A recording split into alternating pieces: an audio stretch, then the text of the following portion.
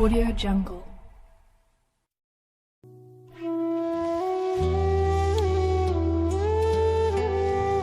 Dikirim ke satu tempat. Kita harus dibawa ke satu tempat, jangan dibayangkan orang lain. Anda yang dibawa, Anda yang dimandikan oleh orang-orang, Anda yang dikafani oleh orang-orang, dan saat itu pun Anda diangkat di atas kepala orang-orang. Jangan berbangga Anda tidak jadi kemanten saat itu. Anda akan dibawa ke alam barzah, Anda akan dikirim ke kubur. Sadarlah saat itu. Anda di atas kepala manusia dan hanya Anda mendengar suara yang indah jika Anda ahli iman. Orang yang bersama kita mengucapkan kalimat indah, La ilaha illallah, La ilaha illallah, La ilaha illallah, La ilaha illallah, La ilaha illallah. Ketahuilah, jika ahli iman yang dibawa di atas kepala manusia mendengar la ilaha illallah, terhibur hatinya dan alangkah bahagianya. Akan tetapi jika dia bukan ahli iman, dia akan menyesal, kenapa aku tidak bisa mengucapkan la ilaha illallah di hatiku. Dia akan dikirim ke alam barzah. Anda, kami akan dikirim ke kubur. Dan kita pun dibawa oleh orang-orang, sadarlah. Dan setelah kita sampai di kubur, orang-orang ternyata sudah menyiapkan kita liang lahat. Di situ telah digalikan oleh orang-orang buat kita. Dan tidak lama kemudian orang ada yang memeluk kita, ada yang merangkul kita, dan itu ternyata rangkulan untuk melepaskan kita di kubur. Kita akan dibawa, dimasukkan ke kubur dengan pelan. Dan dimasukkan ke kubur dengan pelan. Mana kasur empuk yang pernah kita bangga-banggakan? Mana mobil mewah yang kita bangga-banggakan? Mana rumah megah yang kita bangga-banggakan itu? Jika ada yang berpesan kepada anak istrinya, tolong bawakan aku bantal yang empuk, tidak akan dibawakan. Karena itu bukan milik Anda lagi. Anda tidak berhak lagi memiliki itu semua. Dan yang akan Anda bawa justru yang pernah Anda berikan di saat Anda hidup, bukan yang Anda simpan. Anda akan masuk liang lahat. Sadarilah ini. Anda akan masuk liang lahat. Dan wajah yang di saat Anda dicaci orang marah, di saat Anda diejek orang marah karena Anda merasa dihinakan, ketahuilah wajah yang Anda sombongkan saat itu ternyata harus ditarik kainnya dan ditempelkan ke bumi. Tanah asal kita ditempelkan kita ke bumi. Dan setelah itu pelan ada orang yang menabur di atas kepala kita dengan debu, 1 kali, 2 kali, 3 kali. Dan setelah kita 3 kali bukan taburan, tapi akan ditumpahkan air tanah di atas kepala kita. Ditumpahkan tanah dan ditumpahkan tanah, sehingga yang kita ketemukan adalah gelap gulita di alam kubur. Seperti yang disabdakan oleh Nabi Muhammad, sungguh saat itu orang di dalam kubur bisa mendengar terompah kaki orang yang berjalan di atas kepalanya. Dan saat itu pun Anda, kami mendengar orang-orang berjalan. Anda dan kami mendengar orang yang melangkah semakin lama semakin jauh. Dan ternyata hanya tinggal beberapa orang, itu anak-anak kita, itu istri kita, itu suami kita. Dan mereka pun ternyata tidak mau bertahan lebih dari setengah jam. Setelah itu pun mereka melangkahkan kaki, dan suara kaki itu semakin jauh. Dan ketahuilah, saat inilah kita memetik amal perbuatan kita di dunia. Saat inilah kita akan merasakan apa yang pernah kita tanam waktu kita hidup di dunia.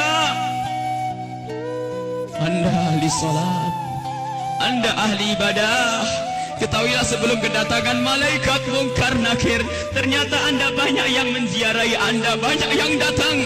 Ada yang mengucapkan salam, Assalamualaikum. Anda menjawab, Waalaikumsalam, siapa engkau? Suara itu menjawab, aku adalah solat malammu dulu. Ada lagi yang datang mengucapkan salam, Assalamualaikum. Lalu Anda menjawab, Waalaikumsalam, siapa engkau? Aku adalah sedekahmu dulu. Assalamualaikum. Lalu Anda menjawab, Waalaikumsalam, siapa engkau? Dia menjawab bahwasanya aku adalah kemaksiatan yang pernah engkau tinggal.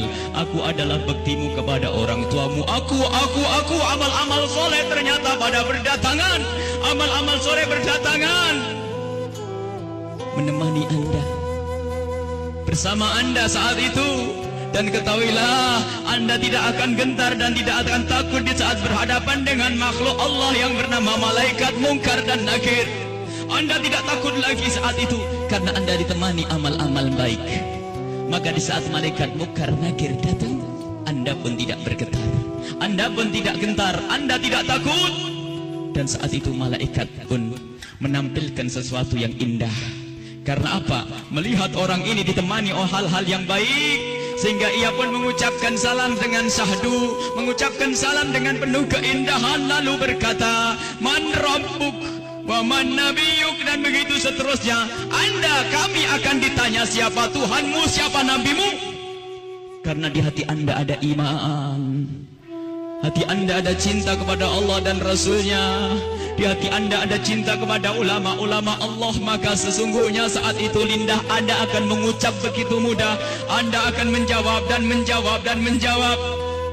Dan setelah selesai pertanyaan ini, dan inilah akhir daripada ujian kita dari alam dunia menuju alam barzah. Di alam barzah adalah alam perpindahan dari alam dunia ke alam akhirat nanti. Maka ini adalah alam akhir ujian, dan setelah itu kalau lulus mendapatkan surga, kalau tidak lulus dia mendapatkan siksa. Setelah malaikat bertanya dan lulus, Anda ditanya, dipanggil malaikat rahmat, malaikat pemberi nikmat. Wahai malaikat pemberi nikmat, ini adalah hamba yang soleh, bawalah ini ke surga dan beri nikmat sampai dibangkitkan nanti. Akan tapi sadarlah, di samping sana, di kubur yang satu sana, ada di samping kita ada kubur, di samping Anda ada kubur. Dan di saat orang ini dikubur dan ditinggal oleh keluarganya, ternyata saat itu telah berdatangan sesuatu yang sangat mengerikan, dengan suara yang sangat menyeramkan. Seseram-seram suara di dunia tidak pernah didengar seperti saat ini. Suara yang sangat mengerikan dan menyeramkan, ketahuilah. Lalu orang ini bertanya, siapa engkau? Suaramu sungguh mengerikan. Suara itu menjawab, aku adalah zina yang pernah engkau lakukan dulu. Suara lebih seram lagi. Lalu orang ini bertanya, siapa engkau? Aku adalah tali persaudaraan yang pernah engkau putus dulu. Siapa engkau? Aku adalah salat yang pernah engkau tinggal. Siapa engkau? Aku adalah durhakaku kepada suamiku. Siapa engkau? Aku adalah tempelengan kepada istrimu. Siapa engkau? Aku adalah dusta, dan seterusnya dan seterusnya. Kalau orang ahli maksiat sungguh saat itu ditemani oleh amal-amal jeleknya, dan saat itu sudah takut dan takut dan takut sebelum kedatangan malaikat Munkar Nakir. Semoga Allah menjaga kita dari didatangi oleh amal-amal jelek. Akan tapi kita semua punya amal jelek. Ya Allah, ampuni dosa kami. Jangan sampai ini semua hadir di saat itu. Ya Allah, ya Allah. Kemudian malaikat Munkar Nakir datang. Bagaimana ya kalau ini kita? Malaikat Munkar Nakir datang dan bertanya. Rupanya orang yang sudah ketakutan ini melihat malaikat semakin takut, sehingga ditanya tidak bisa berucap sepatah kata pun, tidak bisa mengucapkan apa-apa. Dan saat itu malaikat memukul, menyiksanya. Dan ketahuilah, pukulan malaikat ini seperti yang disebutkan dalam satu hadis, jika dipukulkan ke dunia, maka dunia ini akan hancur dan isinya. Dipukulkan kepada kita kalau kita ahli maksiat, dipukulkan kepada siapapun yang ahli maksiat. Dan saat itu setelah selesai diuji dan ditanya, maka malaikat ini berkata kepada malaikat penyiksa, wahai malaikat pemberi siksa, ini hamba Allah yang bermaksiat, siksalah dia hingga nanti dibangkitkan. Ini yang harus senantiasa kita hadirkan. Kenapa Rasulullah pernah memerintahkan aktsiru min dzikri hadzimil ladzat, sering banyaklah menyebut kematian, agar kita sadar bahwasanya kita juga akan mati, lalu mempersiapkan kematian ini. Al-kayyisu man dana nafsahu lima ba'dal maut. Orang cerdas itu yang mempersiapkan untuk kehidupan setelah mati. Seorang sahabat bertanya kepada Nabi Muhammad, "Ya Rasulullah, ayyun nasi akyas, orang apa yang paling cerdas ya Rasulullah?"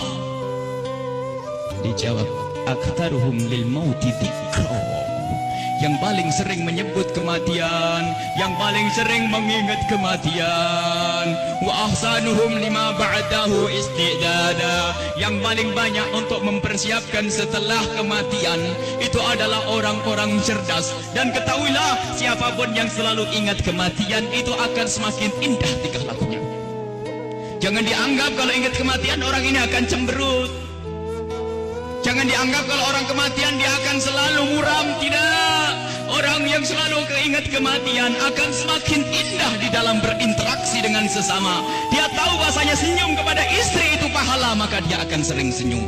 Dia tahu bahasanya menghargai suami adalah pahala, maka dia akan menghargai suami. Dia ngerti bahasanya tegur sapa, sopan santun, saling kasih dan cinta kepada tetangga itu menghadirkan pahala, maka dia akan bersopan santun dan bersaling kasih. Maka orang yang sering mengingat kematian itu akan menjadikan dia semakin baik di dalam kehidupan ini. Kalau ternyata ada orang mulutnya tajam, tangannya suka mukul orang, yakinlah bahwa dia lupa bahasanya dia akan mati. Atau ingat mati tapi tidak sadar bahasanya itu semua akan dituntut setelah kematian. Maka mari kita mengingat kematian agar hidup kita semakin indah di dunia ini. Semua yang kita lakukan di dunia ini akan kita petik buahnya di akhirat. Udhkuru aktiru min dzikri hadimil ladzat. Hadis yang diriwayatkan oleh Imam Tirmidzi dan Ibnu Hibban. Bahasanya, perbanyaklah engkau menyebut kematian. Bahkan banyak sekali Rasulullah memerintahkan satu amalan tujuannya agar mengingat kematian, termasuk ziarah kubur. Fa innaha tudzakirukumul maut, karena ziarah kubur itu mengingatkan orang-orang yang mengingatkan kita kepada kematian. Menyebut orang yang telah mendahului kita dalam iman, mengingatkan kita kepada kematian. Membaca manakibnya orang-orang saleh, orang-orang saleh itu juga mengantarkan kita agar ingat kematian. Bisakah kita menyusul kepada Imam Syekh Abdul Qadir Al-Jailani? Bisakah kita bisa menyusul Syekh Al-Imam Al-Haddad? Bisakah kita menyusul Sayyidina Al-Baqi Al-Muqaddam dan seterusnya? Ingatlah kematian. Bahkan sampai di saat hendak tidur Rasulullah selalu mengingatkan, hendak tidur ingatlah mati. Hendak tidur ingatlah mati. Sehingga disunnahkan kalau orang hendak tidur menghadap ke kiblat sebisa mungkin, lalu meletakkan pipinya di atas telapak kanannya sebisa mungkin. Kalau tidak dibalik, yang penting menghadap kiblat. Dan saat itu jangan lupa untuk membaca zikir. Membaca subhanallah seperti yang diajarkan oleh Rasulullah kepada Sayyidat Fatimah Az-Zahra. Membaca subhanallah 33 kali, alhamdulillah 33 kali, Allahu Akbar 33 kali, dan membaca doa-doa yang lainnya hingga mata ini tertutup, tertidur dalam keadaan berzikir. Ketahuilah orang yang tertidur dalam keadaan berzikir, jika ia dibangunkan kembali oleh Allah sepanjang ia tidur, ia mendapatkan nilai pahala. Dan di saat tidak dibangunkan kembali, jika tidak dibangunkan kembali oleh Allah, maka ketahuilah saat itu dia mati dengan husnul khatimah. Husnul khatimah, mati dalam keadaan iman.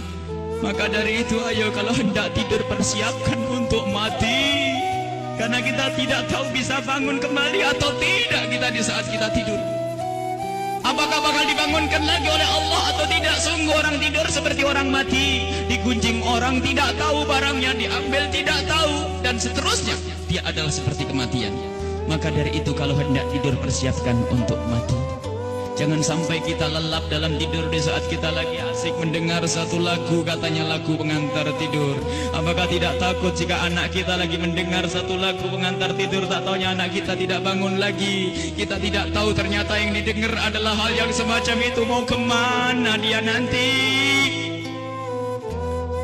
Mau tidur bermaksiat, mau tidur ngunjing orang, mau tidur memutus tali persaudaraan. Apakah dia yakin bahasanya besok pagi akan bangun?